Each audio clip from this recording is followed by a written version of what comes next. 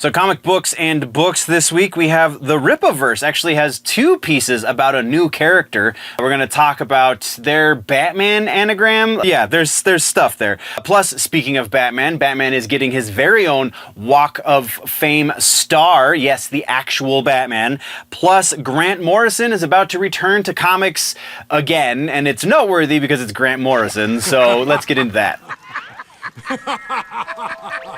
Hello, nerds, and welcome to this week's episode of the news as it pertains to comic books and books. No discussion of current storylines, story arcs, or any of those kind of details is going to happen here per se. I am, after all, a one-man organization and can't read every book that comes out and report on it and any of the news therein. But we can talk about new announcements and major changes as they pertain to any of the publishers that we follow, or just generally nerdy literary information in that sense. So let's get into all of that, shall we? And also, if you dig what's going on here, there is a much more up-to-date and possibly relevant, because it takes a second to get these sections posted up, so probably much more up-to-date version of the news in long form I like to call The Week in Nerddom over on the main channel, which you can find linked in the description as well as at the end of this video. That show covers many more points of interest in the nerd community, in the pop culture community at large, and so definitely go check that out. Now let's get into all of those literary notes, shall we? Trailers in comic books and books? Really? Yes, kind of. I know we had some last week, but it's not super common for us to get trailers in comic books and books, and that's usually because comic book companies don't do trailers for print media. But we got a trailer. This one, though, is different because technically this is for a TV show. It's a little different, though, because it's a Rippaverse TV show. So Rippaverse, for anyone who doesn't know, Rippaverse is an independent comic book label started by Young Rippa, who is also a YouTuber. I can't think of his real name right now, and it's definitely not in the notes, but either way, Rippaverse, they started this character. The name of the character is the Horseman. That's also going to be the name of the series. The trailer is actually a 6-minute proof of concept, I think is more of an appropriate title for what this is, the style of video this is. It's because it's not, they have it listed as a pilot episode, but it's 6 minutes, so that's not a whole episode of anything. And they also have it as a teaser, but it's 6 minutes, so that's a really long tease, I guess. So the more appropriate is proof of concept, because it is going to be an animated series. It is going to be behind the Rippaverse paywall, though, so I believe you're gonna have to pay them like something like $5 or $8 a month in order to get this content. But this is a character that was created by Chuck Dixon, like legendary comic book writer Chuck Dixon created this character. And I have some issues, but we're going to get into that in the news piece about this and not necessarily the trailer about this. Trailer looks interesting. Artwork is fine. It's hearkening to Batman. Like, the character design is definitely a Batman ripoff. There's one of the issues that we're going to get into is his nascent killing, just kind of willy-nilly kills everybody. And if you're modeling your character after Batman, I feel like if he's a killer, you've missed the point. I'm a fan of the fact that the Rippaverse exists. I just haven't read any of those books. I haven't, this is definitely something I can't just rifle through when I'm at the comic book shop, because none of the comic book shops in my area carry it. I don't know many comic book shops actually do carry raw floppies from this comic book label. So it's not really an option for me to just kind of rifle through and read an issue or two here and there. I would have to be in on the Kickstarters every time, and that's a lot to keep up with in a section of the entertainment world that is already difficult to keep up with. So I'm not super well versed, but I do know that Horseman was supposed to only exist as a one-off. It is now getting an animated series and a new series in the Rippaverse, which is going to be our first piece of the regular ass news. So let's let's transition from there into regular ass news. Rippaverse Horseman. We have a proper series for the Horseman, written by Chuck Dixon, art by Joe Bennett, also a well-known comic book artist.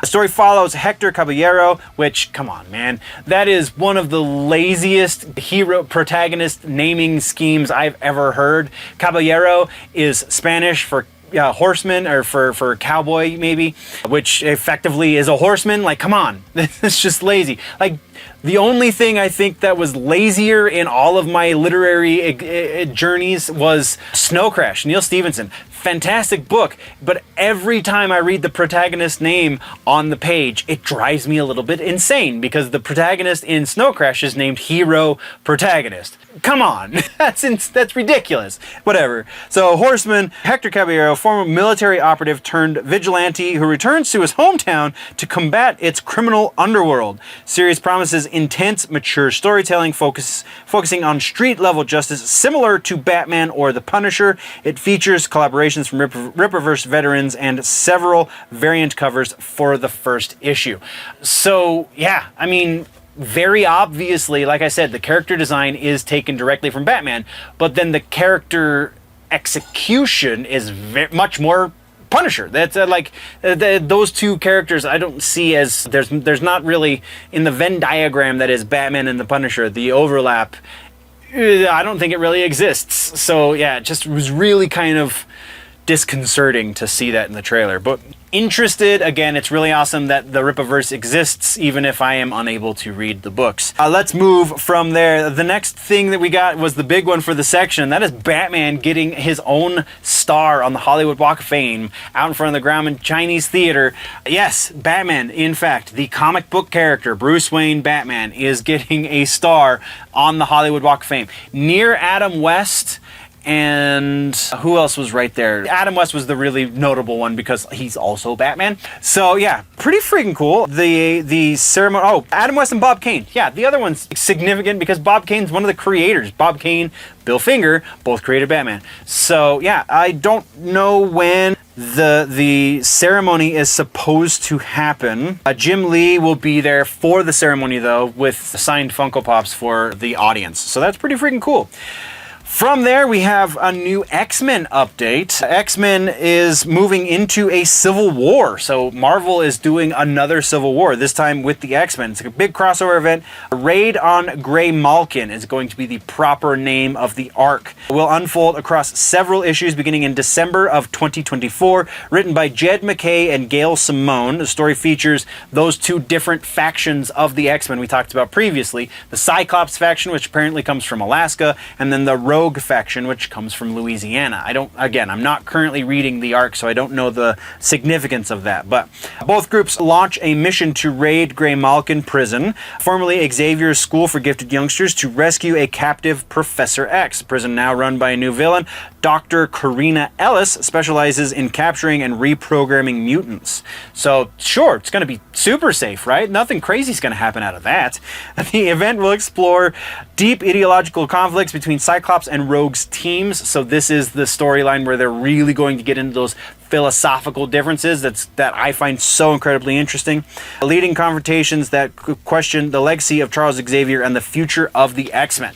The storylines promise to have lasting repercussions in the mutant community and will with emotionally charged battles and complex character dynamics.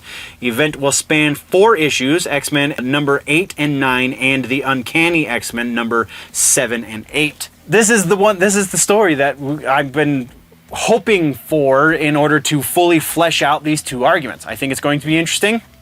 I know some of you disagree, and that is okay. But let's move on. Next, we have the return of Grant Morrison. So, famed comic book writer Grant Morrison is returning to writing comics, at least for something. It's going to be for Image Comics, we know that for sure. Don't know exactly what. There is reason to believe it will be a very specific thing, but we're going to get into that in the speculation section in the rumor mill. But it is still technically speculation. The only hard facts we know is Grant Morrison's returning for something to do with an Image comic. That's what we got. So next we have a new Marvel comic that was announced called The Hell Hunters. This is continuing with the Wolverine Hellverine book, I believe. But let's get into the synopsis, shall we? A new comic book miniseries that teams up Ghost Rider 44 and Wolverine in World War II setting. So prequel to Hellverine, it seems. Features Sergeant Sal Romero, who transformed into Ghost Rider 44 after encountering a young Nazi officer, Felix Bruckner, possessed by a demonic force. The series penned by Philip Kennedy Johnson, drawn by Adam Gorman. Not super. I've seen the artwork, so the Adam Gorman stuff I'm vaguely familiar with, but I don't know who Philip Kennedy Johnson is. Not familiar with his work. Brings together a brutal team of soldiers, the Hell Hunters, quote unquote, tasked with fighting the Nazis and supernatural threats. The comic blends horror, action, and superhero elements with a gritty World War II narrative. That sounds freaking cool. Comic books, it's just hard to keep up, man. That's just kind of where we're at right now. But I am keeping track, so there's that.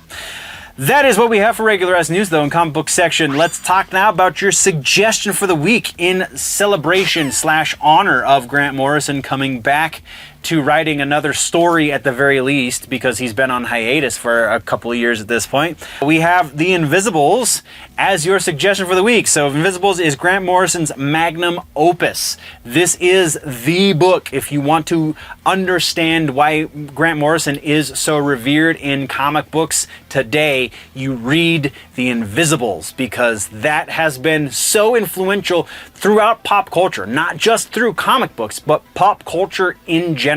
You're going to notice a lot of stuff that happened in The Matrix in this book too. That is a thing that happened. They did, the Wachowskis didn't just steal from William Gibson, they also stole at least a little bit from Grant Morrison. So yeah, Invisibles is your mind-bending psychedelic recommendation for comic books and books this week. Go check it out. That brings us to the end of the video, nerds. Thank you very much for joining me for the news. Once again, there is a full and probably much more up-to-date and recent episode of the news, the full-length version, if you will, called The Week in Nerddom over on the main channel, linked down in the description, and probably link popping up somewhere around my face right about now. So click on that, go check that out as well, or if you prefer your news in more truncated pieces, then by all means just stick around here and go check out some of the other stuff we offer on this channel. Thank you very much for joining me. We will see you in the next one. Before we go, always remember, nerds, that if it is generally nerdy, it's probably here.